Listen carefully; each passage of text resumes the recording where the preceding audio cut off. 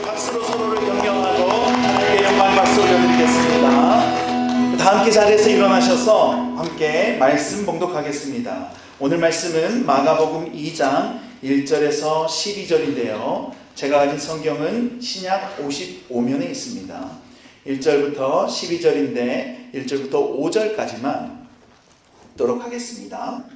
수일 후에 예수께서 다시 가버나움에 들어가시니 집에 계시다는 소문이 들린지라.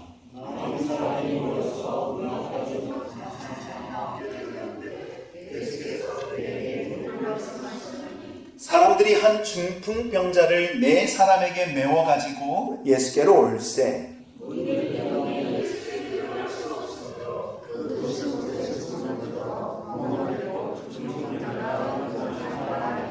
함께요. 예수께서 그들의 믿음을 보시고 중풍병자에게 이르시되 작은 자야 내 죄사함을 받았느니라 하시니 아멘. 우리 앉으시면서 이렇게 인사할까요? 은혜를 사모합시다. 네, 오늘 찬양했던 것처럼 주님 안에서 이렇게 함께 예배하는 것이 참 행복인 것 같습니다.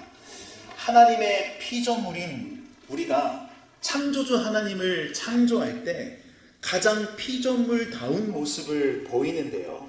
그 예배를 여러분과 함께 이곳에서 드리게 돼서 참 기쁘고 감사합니다. 여러분도 그러신가요? 네, 고맙습니다.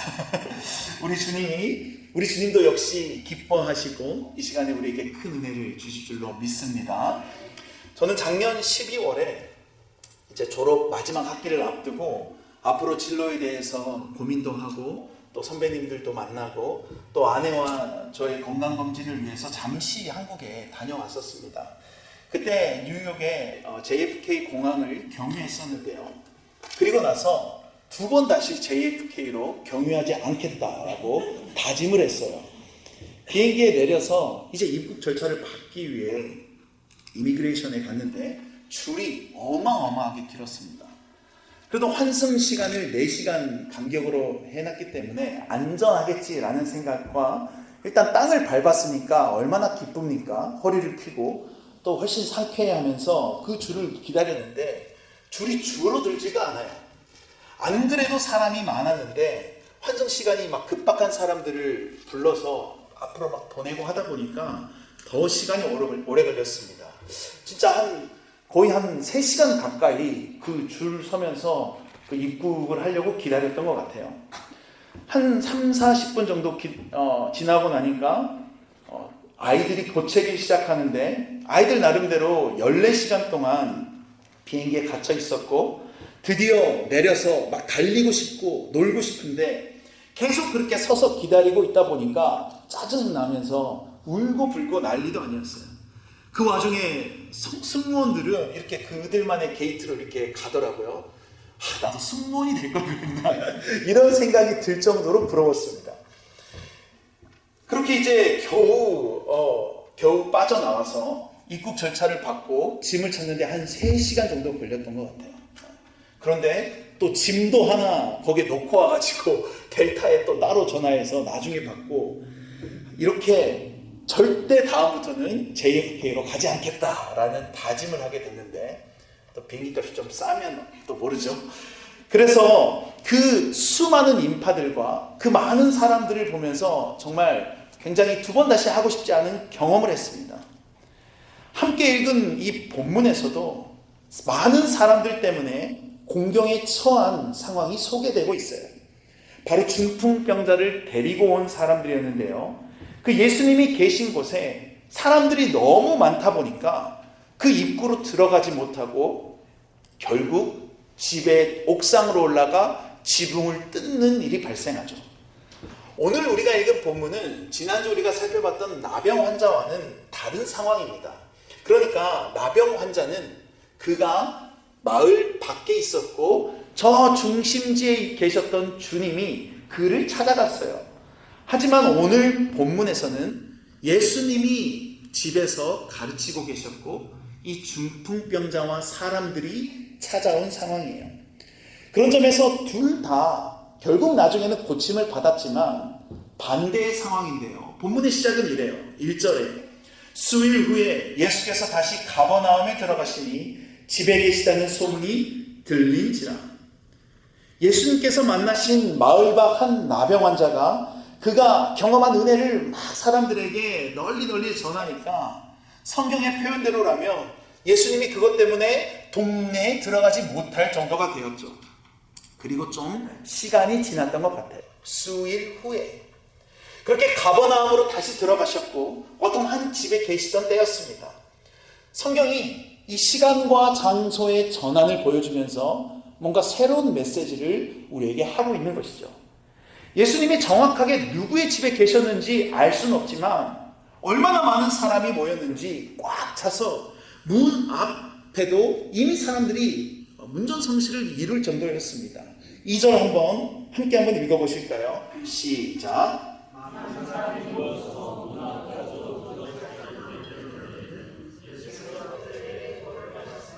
아멘. 당시 집들의 크기는 약 50명 정도가 정말 꽉꽉 채워서 최대로 들어갈 수 있는 정도였습니다. 많은 사람들이 모이다 보니까 그 집 안에 들어가지도 못하고 이렇게 문 밖에서 모여 있었던 것이죠. 그래서 성경도 많은 사람이라고 하고 있어요.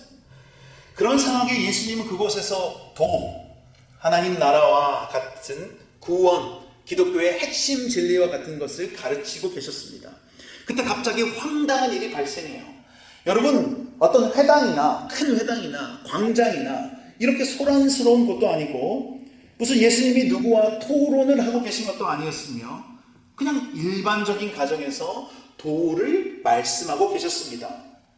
자꾸 도도하니까 도를 아십니까 같은데 진리를 가르치고 계셨다는 거예요.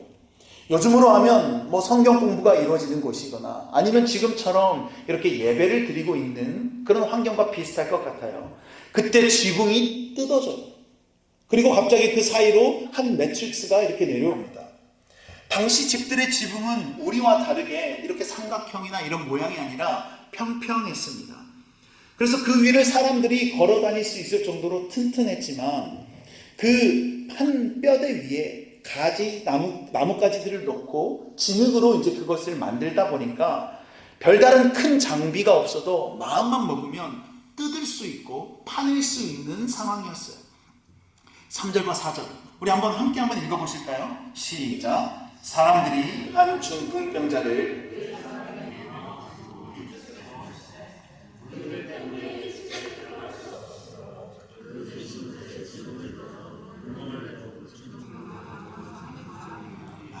생각해 보세요. 그 집에 있던 사람들은 이게 무슨 일인가 싶었을 거예요. 조용히 예수님의 목소리만 들리던 상황이었는데 갑자기 위에서 막 후두둑후두둑 뜯기는 소리가 나고 흙이 떨어지고 나뭇가지가 막 떨어지는 거예요. 그리고 하나의 매트릭스가 내려올 정도로 큰 구멍이 생기고 그 사이로 한 사람이 누워있는 매트릭스가 이렇게 내려옵니다. 줄에 매달린 채로. 그 누워있는 사람은 중풍병자라고 성경은 말씀하는데요. 헬라어 원어에서 더 정확하게는 마비된 사람이에요. 이렇게 비슷하죠. 그러니까 단순히 어느 한 곳에 중풍이 걸린 게 아니라 온 몸이 마비된 사람이었습니다. 그런데 어떡합니까? 이 사람이 예수님 앞에 나아가야 하는데 많은 사람이 둘러싸여 있고 이미 집은 꽉 차다 보니까 예수님이 계신 곳으로 갈 수가 없었어요. 그럼에도 불구하고 이 사람들은 포기하지 않고 당시 집의 구조상 외부에 옥상으로 가는 계단이 있었는데요. 그 계단을 이용해 옥상으로 올라가 지붕을 뜯고 구멍을 내어 그 상을 달아내린 거예요. 정말 대단한 사람들이죠. 여러분, 이런 물리적인 대단함 뿐만 아니라 사람들의 시선과 당시 사회의 분위기도 그들이 이렇게 하기는 굉장히 어려웠어요. 그때는 질병을 가지고 있는 것 그 자체가 하나님께 대한 어떤 불순종의 결과, 저주라고 보았기 때문에 이 중풍병자는 하나님께 저주받은 자였습니다. 죄인이었어요. 신명기 28장에서는 하나님께 불순종의 결과로 받는 어떤 저주들이 기록되어 있는데 22절만 한번 보시면 여호와께서 폐병과 열병과 염증과 한질과 한재와 풍재와 썩는 재앙으로 너를 치시리. 이 재앙들이 너를 따라서 너를 진멸하게 할 것이다. 이런 율법들을 어려서부터 달달달달 외우고 있던 사람들이었기에 중풍병자와 같은 하나님께 저주받은 자를 보는 것이 싫었을 거예요. 따라서 그런 죄인이 표상처럼 보였던 중풍병자를 들쳐매고 온 그 네 사람들 역시 자연히 무리들의 따가운 시선이 느껴졌을 거고 때로는 손가락질도 받았을 겁니다. 그들뿐만 아니라 중풍병자 스스로도 사람들이 있는 곳으로 나가기가 굉장히 두려웠을 거예요. 왜냐하면 나가는 순간 사람들이 자신을 어떻게 인식하고 있는지, 어떤 시선으로 보고 있는지, 그들이 마음속에 어떻게 판단하고 있을지 다 알고 있었기 때문이에요. 하지만 그들은 이런 모든 물리적이고 어떤 사회적인 장애물들을 다 이겨내고 심지어 지붕까지 뜯어가면서 예수님을 만나게 된 것입니다. 물론 이것도 모두 다 주님의 인도하심과 어떤 이끄심이 있었겠지만 성경이 묘사하고 있는 상황은 예수님은 그저 집에 계셨고 온몸이 마비된 중풍병자가 네 사람들에 들려서 왔고 정상적인 문이 아니라 지붕 위로 올라가 그 지붕을 뜯고 구멍을 내고 산을 달아 내렸다. 이렇게 행동만 보여주고 있어요. 아마도 많은 사람들이 놀랐을 거고 이게 무슨 경우냐라고 했을 겁니다. 만약 지금 우리가 이렇게 설교를 하고 있고 예배를 드리는 과정에 지붕이 뜯기고 구멍이 생겨서 큰 상이 내려온다고 상상해 보십시오. 전 정말 당황할 것 같아요. 이거 우리 교회 건물도 아니고 미국 교회 건물인데 뭐라고 해야 되나? 설교를 이거 마쳐야 되나? 아니면 계속 그냥 가야 되나? 막 고민이 될 것 같아요. 주님은 이렇게 반응하셨습니다. 5절 한번 함께 읽어보실까요? 시작. 예수께서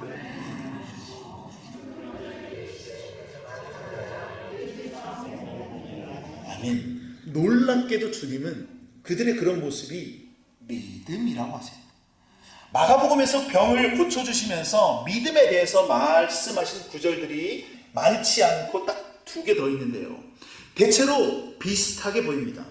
먼저 마가복음 5장에 12년 동안이나 혈류증을 앓는 여인이 그녀 역시 부정한 여인이었지만 예수님께 다가가기 힘들었습니다. 5장 27절에 예수의 소문을 듣고 무리 가운데 끼어 뒤로 와서 그의 옷에 손을 대니, 그러니까 무리들로 인해서 예수님께 다가가기가 어려웠지만 그 무리들을 다 헤집고 가서 앞도 아니라 뒤에서 예수님의 옷에 손을 댄 거예요.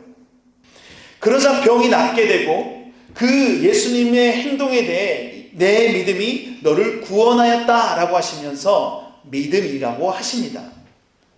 또 마가복음 10장에서는 눈이 보이지 않는 맹인이 있었고 거지였던 바디메오가 무리들 틈 사이에서 예수님을 막 부르짖어요.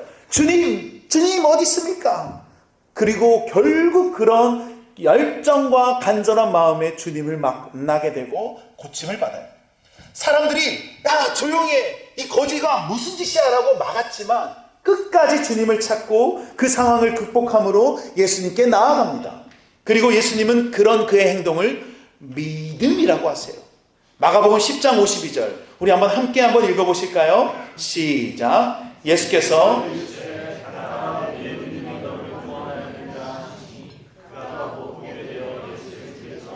아멘. 12년 동안 혈류증을 앓았던 여인이나 맹인, 거지, 바디메오, 그리고 오늘 본문의 중풍병자까지 모두 다 무리들로 인한 물리적인 어려움, 그리고 사람들의 사회적인 장애물들, 그런 것들이 있었음에도 그 모든 것들을 극복하고 예수님이 나의 병을 낫게 해주실 것이라는 확신을 가지고 나아갔던 사람들입니다. 그리고 예수님은 그 모습을 믿음이라고 하신 거예요. 이처럼 마가복음에서 믿음에 대해 기록된 부분들을 살펴보면 항상 인간적인 장애물이나 사회적인 제한들을 뛰어넘어서 예수님을 향하여 나아가는 것을 믿음이라고 하고 있어요. 그러니까 이것저것 계산해보고 합리적으로 행동하는 것, 혹은 우리말에 있는 속담처럼 누워서 떡 먹는 것과 같이 그런 상황이 믿음이 아니라 따지지 않고 오직 주님만 바라보고 앞에 어떤 장애물이 있든 그것을 극복하며 확신을 가지고 주님께 나아가는 것. 오늘 본문에서는 그것을 믿음이라고 한다는 거예요. 예를 들면 좀 이런 상황과 비슷한 것 같아요. 제가 과거에 청년 사역을 할 때 보면 청년들이 공동체 안에 마음에 드는 이성이 있어요. 그런데도 쉽게 고백을 하지 않습니다. 먼저는 고백을 했다가 상대방이 싫다고 하면 그 뒤로는 한 교회에 다니기가 조금 껄끄러워지니까 고백을 안 하는 거죠. 또 다음으로 자기가 고백했다는 사실이 혹시나 너만 알고 있어 이 말 때문에 교회 안에 퍼지게 된다면 민망한 상황이 되니까 고백을 마음이 있음에도 안 하는 거예요. 한 번 보고 안 볼 사람들도 아니고 매주 볼 사람들이니까 이런 것들이 신경이 쓰이고 계산이 되는 거죠. 그래서 이것저것 따지다 보니 쉽게 고백하면서 사귀기가 힘들고 그래서 그냥 포기하는 경우를 여럿 봤습니다. 어려움을 극복하고 나아가는 것이 아니라 믿음이 없는 것이죠. 저 같은 경우도 제 아내와 같은 학교 CC였기도 했지만 같은 교회를 다니며 교제를 했었는데요. 무려 4년 반 동안 저는 어떻게 했을까요? 숨겼습니다.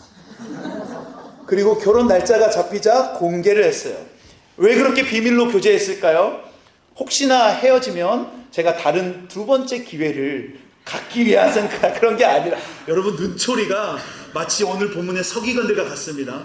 그런 경우는 아니고 그냥 같이 찬양 인도를 했었는데 좀 방해가 될까봐 숨겼다고 포장하겠습니다. 아무튼 이렇게 머릿속으로 계산하고 따져보고 이게 안 될 것 같다 하면 안 하는 것을 마가복음에서는 믿음이라고 하지 않아요. 다시 본문으로 와서 여러분 생각해 보십시오. 지붕을 그렇게 뚫고 달아내렸습니다. 이제 물은 엎질러진 거예요. 그런데 만약 중풍병자의 문제가 해결되지 않았다면 스스로 움직일 수도 없는 중풍병자는 그 사람들에게 무슨 취급을 당했을 것이며 지붕을 뜯어 구멍을 내서 상을 달아내린 그 네 사람들은 어떻게 됐을까요? 민망한 상황이 연출될 뿐만 아니라 아마 실제적인 어떤 가해나 어려움이 있었을 겁니다.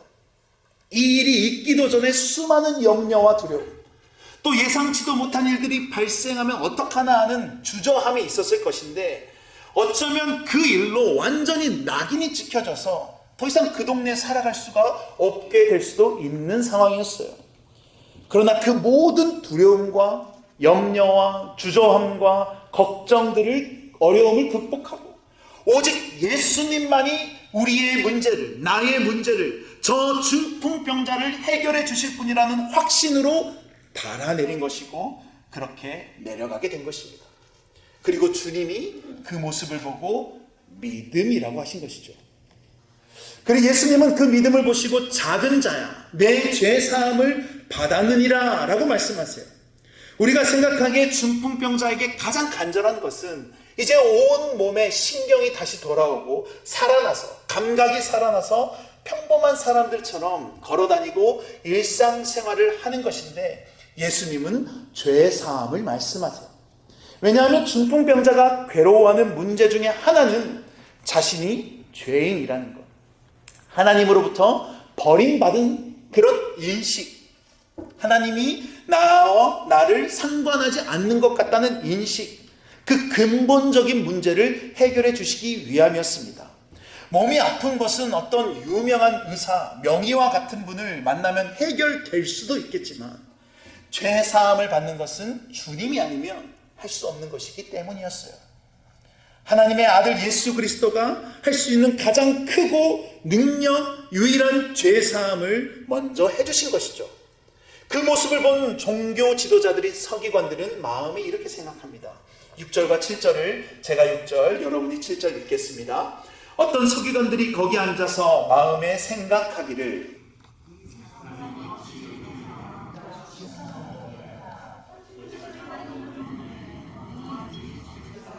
아멘. 예수님을 따르는 수많은 사람들이 모인 곳이라서 대놓고 막 하지 못했어요. 이 사람이 어찌는 상대방을 낮춰 부르는 표현입니다.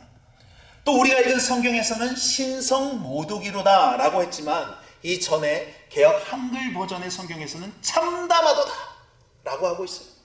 왜 그렇습니까? 자신이 봤을 때 한낱 인간인 저 사람이 뭐 주술사들도 병을 고치니까요.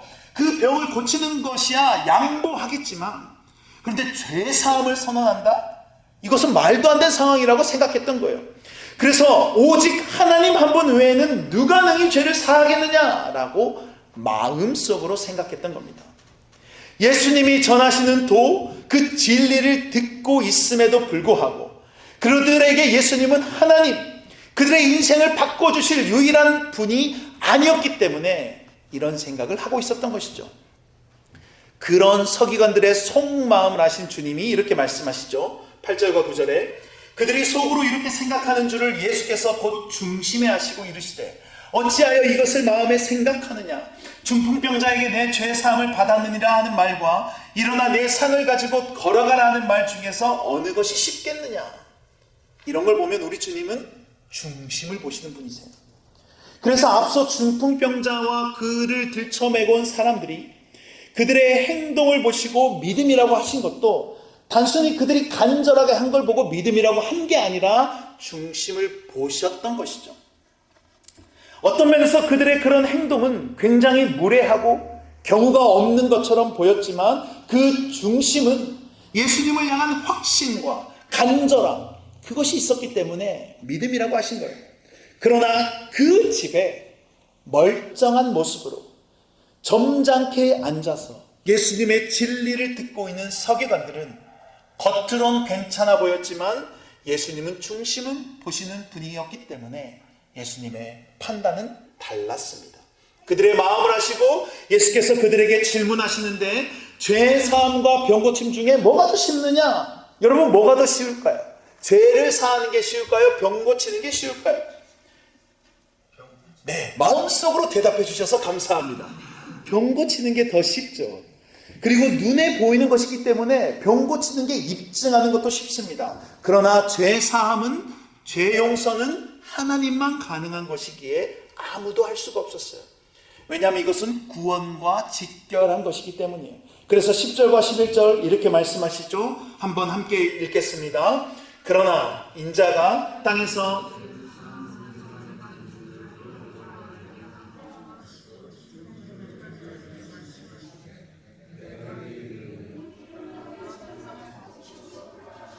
아멘. 이거는 마음속으로 읽지 않으셔도 됩니다. 예수님께서 죄를 사하는 권세가 있는 걸 알게 하기 위해서, 그러니까 예수님이 하나님이신 것을 알게 하기 위해서 죄사함을 먼저 말씀하신 거예요. 만약 병을 먼저 고쳐주시고 그 다음에 죄사함을 말씀하셨다면 사람들은 병 고치는 그것에 열광을 했을 겁니다. 그리고 그것에 더 집중했을 거예요. 그러나 죄사함을 먼저 선언하심으로 하나님이 하나님임을, 예수님이 하나님이심을, 그분이 전하고 계신 그 진리, 하나님 나라가 이렇게 임한다는 것을 알려주신 거예요. 육적인 문제에만 매몰되어 있던 사람들을 향해 하나님의 아들이자 예수 그리스도이신 그분의 구원의 문제가 더욱더 큰 문제이고 이들의 죄 문제를 해결하는 것이 더 시급한 문제이라는 것을 알려주신 것이죠. 그리고 놀라운 선포를 하시는데요. 일어나 내 상을 가지고 집으로 가라. 이 말씀은 그냥 걷지 못한 자가 일어나서 상을 들고 걸어가는 게 놀라운 게 아닙니다. 집으로 가라가 놀라운 거예요.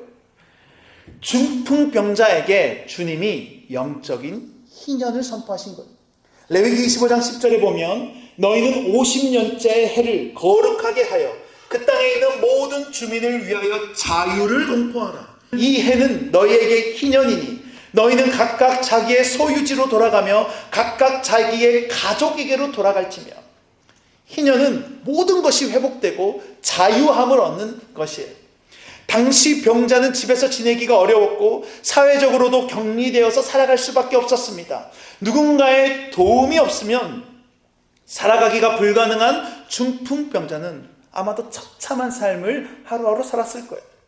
온 몸이 마비라도 안 됐으면 좀 이렇게 집에 가서 몰래 가족들이라도 보고 그리고 여기저기 돌아다닐 수 있었을 텐데 몸이 말을 듣지 않으니 그렇게 할 수도 없었어요. 다시 이전과 같은 모습으로 자기의 집에서 평범하게 살아가는 것은 상상도 하기 어려웠던 것이죠. 그런데 예수님이 그런 그에게 희년을 선포하신 거예요. 일어나 내 상을 가지고 집으로 가라. 전인격의 회복이 일어난 것입니다. 그리고 그 말씀대로 중풍병자가 일어나서 자기 상을 들고 집으로 갑니다. 12절 마지막으로 한번 함께 읽어보실까요? 시작. 그가 일어나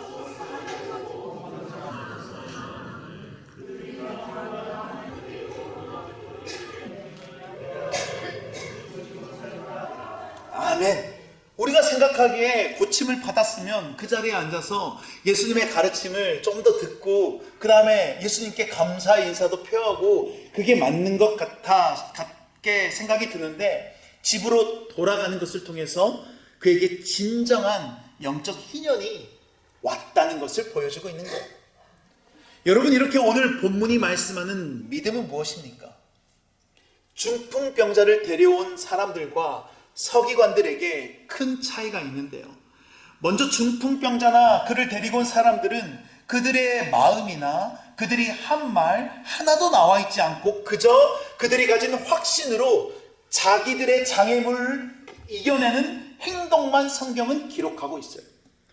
중풍병자를 메어오고 지붕으로 올라가서 지붕을 뜯고 구멍을 내고 상을 달아 내리고 다 동사예요. 그런데 서기관들은 아주 멀쩡한 모습으로 그곳에 앉아 있었지만 예수님을 향한 그 어떤 행동도 하지 않았습니다. 그냥 마음속으로 생각하고 속으로 생각했다고 하고 있어요.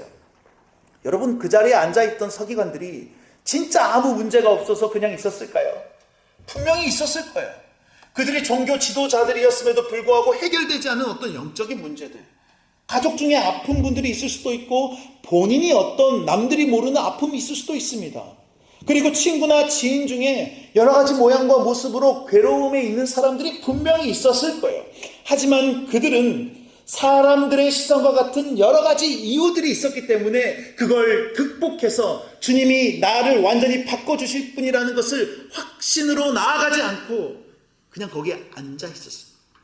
어쩌면 가장 가까운 자리에서 주님의 음성을 듣고 주님을 보고 그 도를 들었겠지만 그냥 그곳에 앉아 있었습니다. 그리고 예수님은 그 모습을 보시고 믿음이라고 하지 않으시고 그들의 중심에 대해서 꾸짖으시죠. 그들의 마음을 아시고 말씀하신 거예요. 중풍병자를 데려온 사람들과는 완전히 상반된 모습입니다. 그런 점에서 오늘 본문을 통해 알 수 있는 것은 믿음이라는 게 여러 가지 이것저것 따져가고 계산해서 그렇지 않고 주님으로 나아가는데 장애물들이 있다면 주님에 대한 확신으로 그것을 이겨내면서 극복하면서 오직 주님께 나아가는 것임을 알 수 있는 것이죠. 말씀을 마무리하겠습니다. 어제 제가 저희 교회 단체 카톡방에 예배 후에 부를 찬양이라고 나는 믿네라는 찬양을 올려드렸는데요. 들어보셨는지 모르겠지만 확인하진 않겠습니다. 이 찬양의 가사에서는 오늘 본문과 같은 주님을 향한 믿음을 찬양하고 있습니다. 가사가 이런데 한번 들어보세요. 내게 허락하신 시련을 통해 나의 믿음 더욱 강하게 자라나고 험한 산과 골짜기 지나는 동안 주께 더 가까이 나를 이끄시네. 내가 겪는 시험이 어렵고 힘겨워도 내 주님보다 크지 않네. 이 다음 소절이 참 은혜가 되고 우리에게 이런 믿음이 있었으면 어떨까 싶은데 내 앞에 바다가 갈라지지 않으면 주가 나로 바다 위 걷게 하네. 홍해가 갈라지는 것처럼 나의 문제와 상황인 바다가 만약 갈라지지 않아도 주님이 그 바다 위를 걷게 해버리실 분이라는 믿음의 고백인 것이죠. 그 주님을 향하여 나아가는데 그 어떤 것도 방해가 될 수 없는 겁니다. 그리고 후렴은 나는 믿네 주의 능력으로 내 삶 새롭게 되리. 나는 믿네 주의 능력으로 담대히 나아가리라. 주와 함께 싸워 승리하리라. 날마다 믿음으로 살아가리. 여러분, 우리가 홍해 앞에 선 이스라엘처럼 그런 큰 장애물 앞에 서 있는데 만약 그 바다가 갈라지지 않으면 어떻게 하신다고 고백합니까? 갈라지지 않은 그 홍해에 발을 내딛는 믿음이 있어야 된다는 거예요. 왜냐하면 주님은 바다가 갈라지지 않으면 그 바다 위를 걷게 하실 분이기 때문입니다. 믿으십니까? 중풍병자를 메고 힘겹게 예수님이 계신 집까지 왔는데 무리들이 막아서 들어갈 수가 없으면 지붕을 뚫고 상을 달아내리는 믿음. 여러분, 설교를 준비하면서 혼자 상상을 해봤어요. 만약 제가 그 중풍병자를 메고 온 한 사람이었으면 어땠을까? 얼만큼의 거리를 메고 왔는지 모르겠지만 힘겹게 아무튼 메고 왔을 겁니다. 그런데 기대와 다르게 예수님을 만날 수가 없어요. 사람들이 너무 많이 있어요. 어떡하지? 저 집에 어떻게 들어가지? 여기까지 왔는데 힘이 쭉 빠졌을 겁니다. 본문의 중풍병자를 데리고 온 사람들은 무리들로 인해서 집으로 들어가기 어려운 상황이었어요. 그래서 그냥 밖에서 저 가르침이 끝날 것을 기다릴 수도 있습니다. 그러나 그렇게 하지 않고 지붕을 뚫고 구멍을 내고 상을 달아 내렸어요. 왜 그렇습니까? 예수님이 고쳐주실 분이라는 확신이 있었기 때문에 단 한시도 기다릴 수가 없었던 거예요. 주님이 저 앞에 계시는데, 주님이 저 집에 계시는데, 주님은 바다가 갈라지지 않으면 그 바다 위를 걷게 해주실 분이라는 믿음이 있었기 때문에 지붕을 뚫고 상을 달아 내린 것이죠. 그들의 마음에 그 주님이라는 확신으로 가득 차 있었기 때문에 그 앞에 보이는 무리들도, 사람들의 시선도, 어떤 장애물도 다 극복해버리고 나아가게 된 것입니다. 여러분, 우리에게 이런 믿음이 있습니까? 혹시 지금 우리의 삶의 무리들을 보고 좌절하고 계십니까? 혹은 지붕까지는 올라갔는데 막혀 있는 것을 보고 주저앉아 계십니까? 여러분, 우리가 뚫어야 할 지붕은 무엇이죠? 여러분, 여러분들의 지붕을 언제 뚫어보셨습니까? 혹시 이 자리에 앉아 우리가 서기관들처럼 하나님께 예배를 드려드리고 계시진 않습니까? 예수님께 나아가는데 방해가 되는 것들이 무엇이고, 주님께 모든 장애물과 어려움을 극복해 나갔던 확신을 보였던 그때가 언제였냐는 질문입니다. 혹시 여러분의 자존심이, 여러분의 성격이, 여러분들이 했던 경험들이, 관계가, 건강이, 때로는 여러분들이 가지고 있는 상처들이, 쓴 뿌리들이 방해가 되십니까? 문 앞에 모여있는 무리들에게 신경 쓰기보다 그 집안에 계신 주님 때문에 그것을 그냥 지나치십시오. 혹은 반복되어서 짓고 있는 죄가 여러분이 하나님께 나아가는데 방해가 되십니까? 죄송한 말씀이지만 그 죄를 끊으십시오. 멀리 하십시오. 주님 앞에 나아가는데 방해가 된다면 주저하지 말고 믿음으로 죄를 끊어야 합니다. 이것저것 계산해 보니까 내가 내 삶을 주님께 바치는 게 나은가? 아니면 이렇게 하는 게 좋은지, 내 인생을 맡기는 게 맞는가 고민하고 계산하고 계십니까? 여러분, 머릿속에 그 계산을 멈추십시오. 그리고 그냥 주님께 맡기는 것입니다. 예수님이 나오실 것을 기다리는 게, 지붕을 뚫는 게 어떤 게 나올지 계산하지 말고 바다 위를 걷게 하실 그 주님께 믿음으로 그냥 나아가는 것입니다. 눈 한번 딱 감고 그냥 우리가 롤러코스터와 같은 그런 놀이기구를 타는 것처럼 주님께 그냥 맡겨버리는 거예요. 여러분, 우리 예수님은 우리를 위해 지붕 정도가 아니라 자신의 몸을 뚫으셨어요. 저 십자가 위에서 자신의 손과 발에 구멍을 내셨단 말입니다. 그 주님께 우리도 우리의 지붕을 뚫고 우리의 상을 달아 내리길 원합니다. 지붕 위에서 뜯어 구멍을 냈던 그 네 사람은 상을 달아 내린 후에 그들이 할 수 있는 것은 아무것도 없었어요. 지붕은 뜯겨져 버렸고 상은 내려졌으며 그저 아무것도 하지 못하고 누워있는 중풍병자를 보고 있는 것 말고는 할 수 있는 게 없었습니다. 중풍병자 입장에서는 더더욱 아무것도 할 수 없었죠. 이제 그를 다시 올려줄 사람들이나 다른 곳으로 데려다 줄 사람이 없었기 때문이에요. 홍해 앞에 섰는데 홍해가 갈라지지 않아요. 그래서 그냥 그 바다에 발을 내디는 거예요. 곧 물에 빠질 상황입니다. 그렇게 상을 내리고 바다에 발을 내디디며 우리의 믿음을 주께 보여드렸으니 이제 주님이 일하실 때라는 거예요.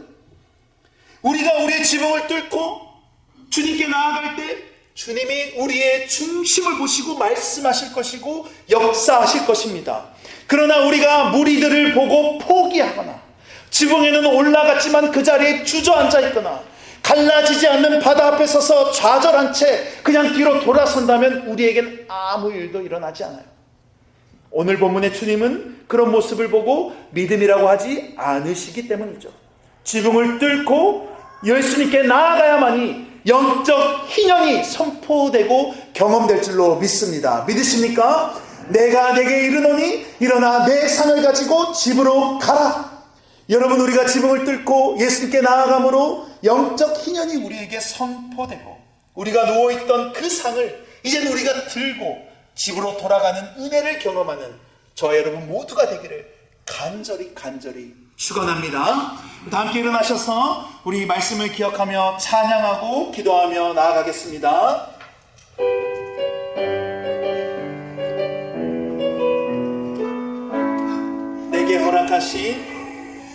내게 허락하신 시련을 통해 나의 믿음 더욱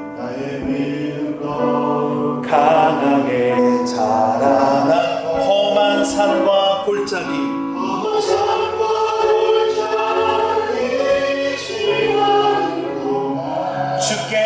주께 더 가까이 나를 이끄시 내가 겪는 시험이 어렵고 힘겨워 내 주님보다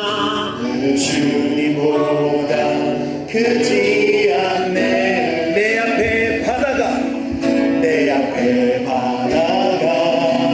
갈라지지 않을 주가 나로 바다 위 걷게 하리 나는 믿네 주의 능력으로 내 삶 새롭게 되리 나는 믿네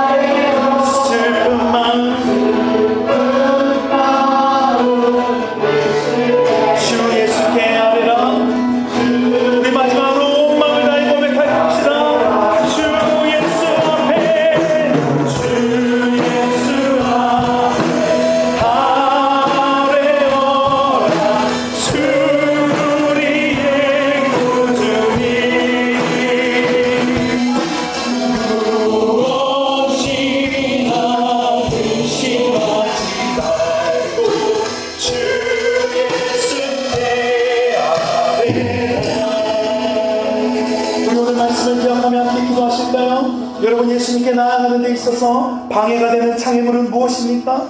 여러분, 우리의 지붕을 뚫고 예수님께 나아가야 합니다. 우리를 무리들이 막고 지붕이 막고 있어도 오직 주님은 가능하게 하실 분이다. 오늘 이 시간 주님이 여러분에게 요구하시는 뚫어야 할 지붕은 무엇입니까? 우리 주님은 홍해가 갈라지지 않으면 그 바다 위를 걷게 하실 분이십니다. 믿으십니까? 우리 함께 기도하실 때, 주님, 나에게 이런 장애물이 있습니다. 주님께 나아가는데 어려움과 주저함이 있습니다. 주여, 불쌍히 여기시고 믿음으로 지붕을 뚫게 하옵소서. 눈앞에 있는 홍해의 발을 내딛게 하옵소서. 우리 말씀을 기억하시며 성령께서 깨닫게 하시는 대로 우리 주님께 기도하며 나아가겠습니다. 살아계신 아버지 하나님, 감사합니다. 전능하신 주님, 간절히 하나님 앞에 은혜를 구하며 기도하며 나아가오니, 주님 아버지, 오직 주님 앞에 우리가 믿음으로 우리의 지붕을 뚫고 나아가기를 원합니다. 아버지 하나님, 주님 앞에 나아가게 하는 우리를 주저하게 만드는 것들이 있습니까? 주님, 그 모든 것들을 두려워하지 않고 염려하지 않고 아버지 주저하지 않고 믿음으로 지붕을 뚫고 하나님 앞에 나아가기를 원하오니, 주님 함께 하시고 주여 주님 인도하여 주시옵소서. 아버지, 이곳에 모여 아버지 주 앞에 기도하고 있는 주님의 자녀들의 삶 가운데서 아버지 뚫어야 할 지붕이 있다는 깨닫게 하여 주시고, 이들의 성령 하나님께서 일하여 주시고 결단하며 나아갈 수 있도록 하나님 도와주시고 주의 모든 일을 붙잡아 주시옵소서. 아버지, 살아계신 아버지 하나님, 오늘도 주님의 말씀으로 우리를 인도하여 주시고 말씀으로 말씀하여 주신 것 감사합니다. 아버지 하나님, 오늘 중풍병자와 내 사람들처럼 우리의 삶에 주님께 나아가는데 주저하게 하고 머뭇거리게 하고 어렵게 하고 두렵게 하는 것들이 있다면 믿음으로 오직 주님만이 내 인생을 바꿔주실 분이라는 믿음으로 그 모든 것들을 뚫고 나아갈 수 있도록 주님 인도하여 주시옵소서. 아버지 하나님, 이곳에 서 있는 모든 주님의 자녀들의 삶 가운데서 아버지, 저는 알지 못하지만 주님은 아시는 깊은 곳에 그런 지붕들, 주저함들, 아픔들, 어려움들이 있습니다. 하나님, 친히 찾아가 주셔서 하나하나 만져주시고 그 모든 것들을 깨끗하게 씻어주시고 영적 희년을 선포하여 주심으로 온전히 회복되도록 하나님 도와주시옵소서. 주님, 특별히 오늘 이 자리에 우리 교회 처음 예배드리시는 우리 장로님 계십니다. 주님의 자녀에게 중풍병자를 메고 온 네 사람들과 같은 믿음을 주셔서 그 믿음으로 지붕을 뚫고 주 앞에 나아가는 은혜를 허락하게 하여 주옵소서. 매일매일 베푸시는 주님의 보살핌 없이는 단 한순간도 살아갈 수 없는 저희를 불쌍히 여기시고 늘 우리의 삶이 주님의 은혜 아래 거하는 삶 되게 도와주옵소서. 그대에 감사하여 주일 헌금과 11조와 여러가지 제목의 감사의 예물과 구제와 선교의 예물에 우리의 온 마음과 정성을 담아 주님께 올려드립니다. 주시니도 여호와시여 거두시니도 여호와시라는 이 믿음의 고백을 주님 기쁘게 받아 주옵소서. 간절히 원하옵기는 이 예물이 사용되는 곳곳마다 하나님의 영광이 드러나게 하시고 하늘의 뜻이 이 땅에 이루어지게 하여 주옵소서. 여러가지 사정으로 드리지 못한 이들이 있다면 그들의 모든 상황과 마음을 아시는 주께서 하늘의 위로와 평안함을 허락하여 주시고 그들의 삶이 거룩한 산제사가 되도록 하나님 인도하여 주옵소서. 남은 하루도 주 안에서 평안한 하루 되게 하시고 밤에 잠들지 못하고 눈 뜨고 괴로운 마음을 보내는 것이 아니라 사랑하는 자에게 잠을 주신다고 하셨으니 잠들게 하시고 밤마다 꿈에서도 주님 만나는 은혜를 허락하시고 눈 떠서 주님과 동행하는 이 한 주 되도록 인도하여 주옵소서. 여호와는 내게 복을 주시고 너를 지키시기를 원하며 여호와는 그의 얼굴을 내게 비추사 은혜 베푸시기를 원하며 여호와는 그 얼굴을 내게로 향하여 드사 평강 주시기를 원하노라. 이제는 우리 주 예수 그리스도의 은혜와 하나님 아버지의 사랑과 성령님의 교통하심이 우리의 삶의 지붕을 뚫고 모든 장애물들을 극복하고 주님께 나아가는 이곳에 있는 모든 주의 자녀들 머리 위에 조국 대한민국과 이 땅 미국 위에 아직도 저 밖에서 방황하고 주님을 예배할 초소를 찾지 못하고 있는 이들 머리 위에 이제부터 영원까지 항상 함께 있을지어다. 아멘.